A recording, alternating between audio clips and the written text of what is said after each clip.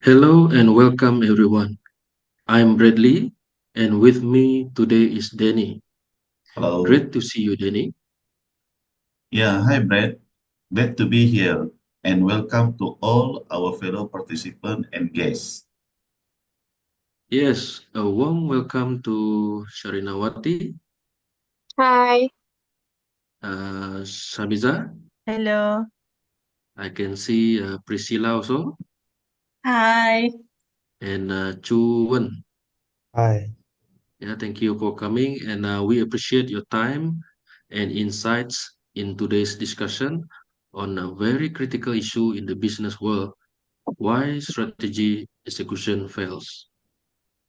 Bradley and I will serve as your moderator today. We'll be posing key questions on different phases and strategy execution. Exactly. And our guests will respond with case-based answer and reviews, Danny, right?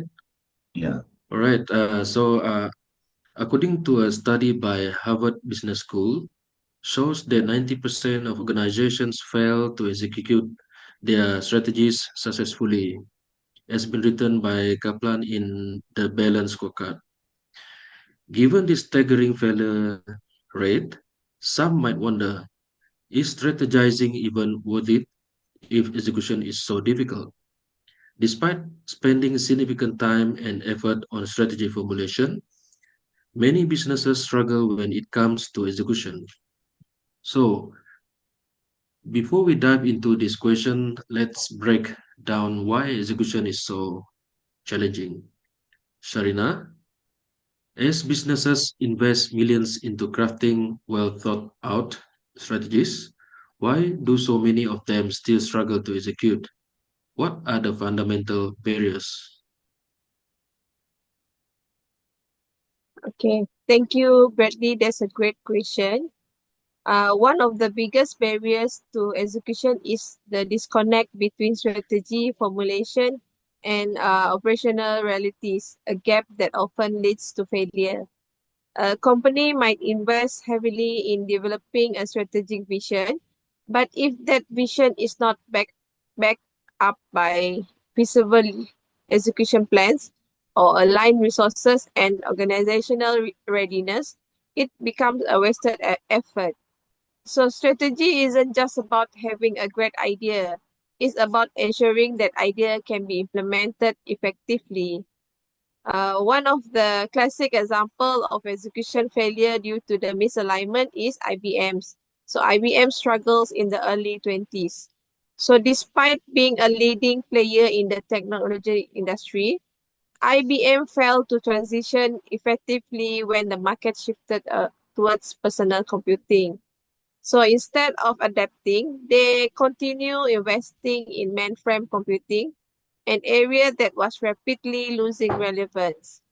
So meanwhile, competitors like Dell, HP capitalized on the personal computing boom, introducing affordable, consumer-friendly computers that align with changing consumer needs. So IBM's leadership underestimated the market demands for computing, for the personal computing that result in the loss of market shares and declining competitiveness. So this IBM's downfall during this period highlight two critical execution barriers. So the first one is failure to align resources with market trends. So even if the strategy is well thought out, it must be adaptable to external forces. So IBM had the technological capabilities to pivot, but failed to reallocate resources effectively to meet the new market demands. Secondly, IBM's rigid organizational structure and resistant to change. Many large corporations, including IBM, struggle with entrenched cultures and bureaucratic structures that make rapid execution difficult. The inertia within IBM slow decision making that preventing timely adaptation. But IBM is not alone. Many companies also fall into this trap. Similar cases like Nokia, which dominated the mobile phone industry but failed to execute an effective strategy when the smartphone revolution began. So while Apple and Samsung embraced touch screen technology and software innovation, Nokia remained overly focused on its existing hardware. So as a result, they lost their competitive edge, ultimately leading to their downfall in the smartphone industry. Thank you, Sharina, for that detailed explanation and the IBM case reference. How about Shamiza? Can I now invite you to share your review from a leadership and ethical standpoint, Shamiza? Yeah. Thank you, Bradley. That's an important point by Sharina. But beyond misalignment, one of the most critical reasons strategy execution fails is leadership failure. No matter how strong a strategy is, if leadership is ineffective in guiding and executing it, the entire initiative can collapse. And according to a PwC strategy survey, organizations with strong execution-focused leadership are twice as likely to report above average profits compared to those with weak execution practices. This is because strategy execution is not just about having a plan. It's about ensuring that plan is effectively communicated, supported, and implemented at every level of the organization.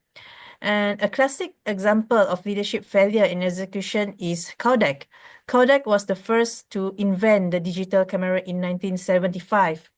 But um, but its leadership failed to act on this innovation. Instead of shifting towards digital photography, Kodak's executives clung to their film business, fearing that digital technology would cannibalize their existing revenue streams. They failed to recognize that disruption was inevitable and needed to be embraced rather than resisted. The result, Kodak lost its dominance eventually, declaring bankruptcy in 2012, while competitors like Canon and Sony seized the opportunity and thrived in the digital camera market.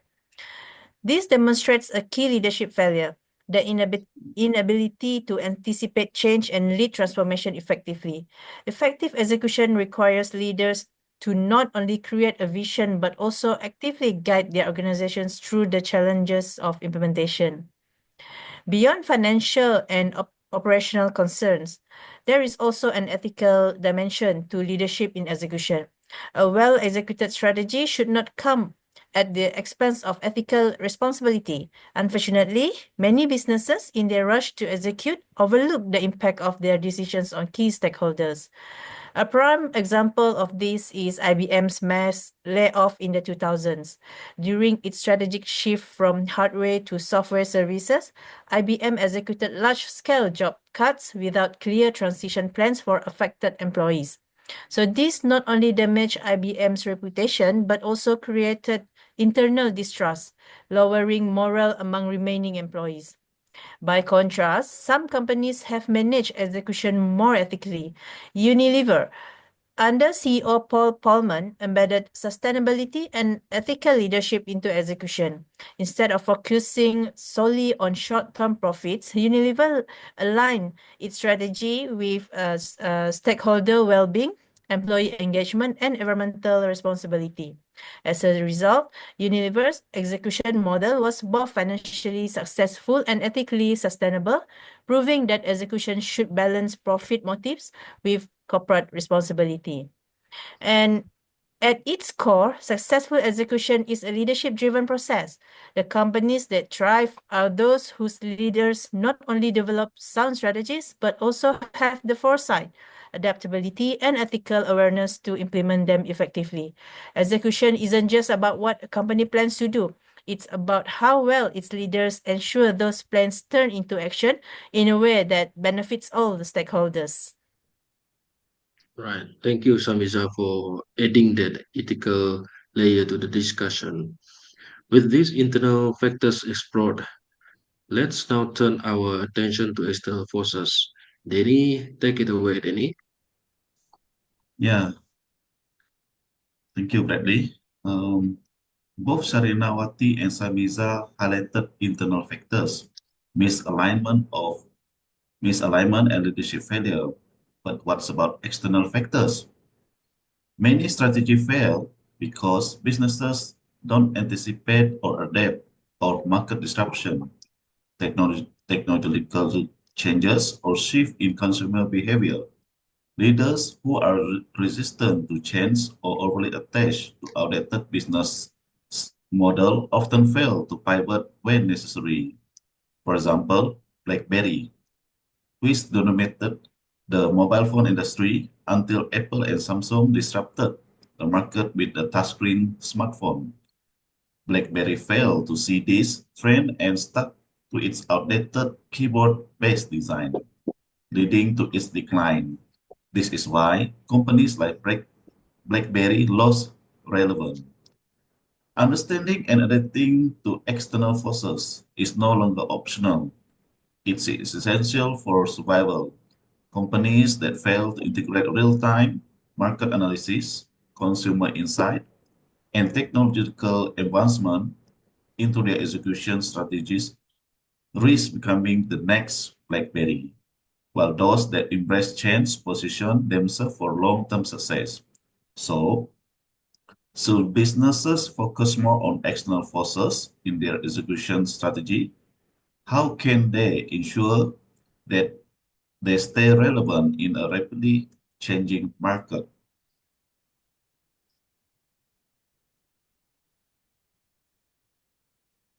I think that's a crucial point, Denny.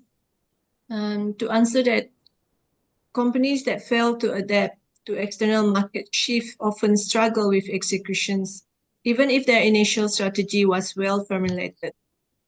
A static approach to execution is a guaranteed path to failure in today's fast-changing business environment. To illustrate that, let's compare BlackBerry's downfall with Netflix's success. These two companies that faced disruptive industry changes but responded very differently.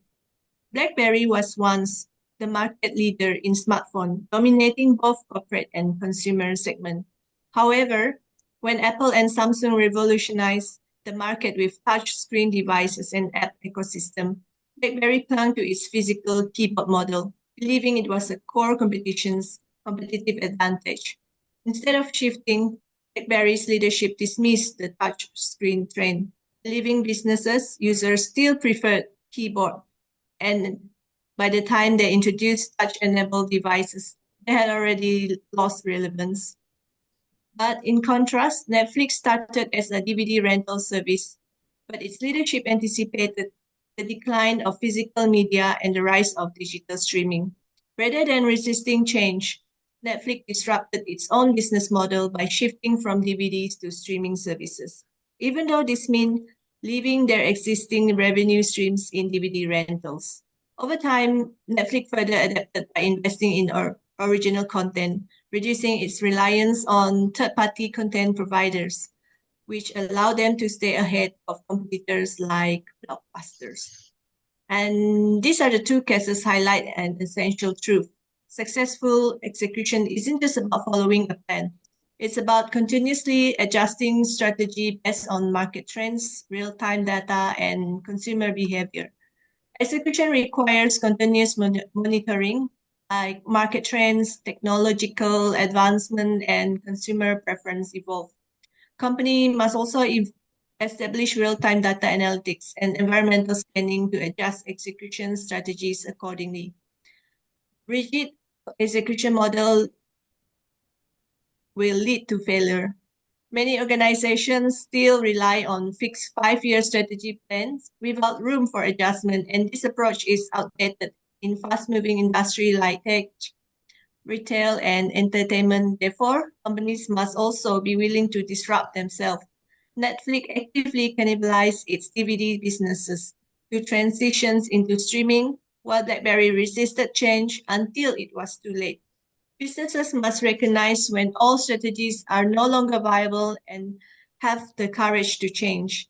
The leaderships also play important roles as in execution flexibility, whereby leaders must foster a culture of equality and innovations. We see companies like Amazon and Tesla excel because they continuously experiment, iterate, and pivot based on real-world changes. So to conclude that, execution isn't just about implementing a strategy. It's about ensuring that strategy remains relevant over time. The ability to adapt and pivot is what differentiates market leaders from companies that fade into irrelevance. Businesses must build execution models that are agile, data-driven, and responsive to both internal and external forces. Otherwise, they risk becoming the next BlackBerry in a world that demands Netflix level adaptability. Yeah, appreciate that comparison, Priscilla. Now, let's hear a review from Chu Wen. How should companies balance strategy execution with stakeholder impact? That's a great analysis, Priscilla. However, beyond market adoption, execution must also consider ethical, responsible, and stakeholder impact. A poorly executed strategy, even if well intended, can lead to a serious consequence such as workforce disruption, consumer backslash, and reputational damage. When execution fails to align with stakeholders' expectations, companies risk losing employees' trust, customer loyalty, and investor confidence. A clear contrast can be seen in how IBM and Netflix handled their strategy transition. In the early 2000s, IBM shifted from hardware to software but executed this change through abrupt mass layoff, leaving thousands of employees without a proper transition plan. This lack of communication and ethical foresight harmed employee morale and damaged IBM's long-term reputation. In contrast, Netflix, when transitioning from DVD rentals to streaming, gradually phased out roles while investing in employees' retaining. Their transparent approach ensures stakeholders' alignment, reducing backslash, and remain brand trust. To execute strategies effectively while upholding ethical responsibility, business must focus on their fair treatment, long-term impact, and their transparent communication. Leaders should ask, are we considering employee well-being? Are we balancing agility with sustainability? Are we communicating changes clearly to stakeholders? A great example is Unilever, which adapted to market trends without compromising ethical principles. The sustainability-driven execution ensures both business growth and long-term stakeholder trust. Execution isn't just about speed. It's about making responsible decisions that ensures business longevity and stakeholders' confidence. Companies that prioritize ethical execution will not only adapt to successfully, but also build a strong, trusted brand for the future. That wraps up our case discussion. I must say, Brad, the insights shared today really show how multi-dimensional strategy execution is. Absolutely, Danny. From internal misalignments and leadership gaps to external disruptions and ethical considerations, we've covered a lot of ground. Let's conclude with a final summary. This discussion highlights why strategy execution is so difficult and why it demands more than just a well crafted plan. Throughout our conversation, we identified several key factors that determine execution success or failure. First, misalignment between strategy and operations can completely derail execution. A great example of this is IBM's failure in the 20s, where their strategic vision did not align with market realities, leading to their decline. Second, leadership accountability and clear communication are critical. Kodak's leadership mistakes prevented them from adapting to digital disruption, whereas Netflix thrived by embracing change and executing their transition effectively. How about you, Danny? Yeah, beyond internal challenges, external market forces must be considered. Companies that rigidly stick to outdated strategy often fail, as we saw with BlackBerry, while those that continuously adapt to industry shift, like Netflix, stay competitive. Finally, we discussed the importance of ethical execution. Businesses must balance profitability with stakeholder expectation, as seen in IBM layoff damaging employee trust, compared to Unilever's sustainable approach, which foster long-term growth and trust. So, should business still strategize despite execution challenges? Absolutely. However, the key lesson in this execution is not just about following a plan. It's about continuous adaptation, ethical leadership, and stakeholder engagement. Companies that integrate these principles into their execution strategy will be better positioned for long-term success. Great discussion, everyone, and thank you for your valuable insight. Thank Thank you. you. Thank Thank you, you. everyone.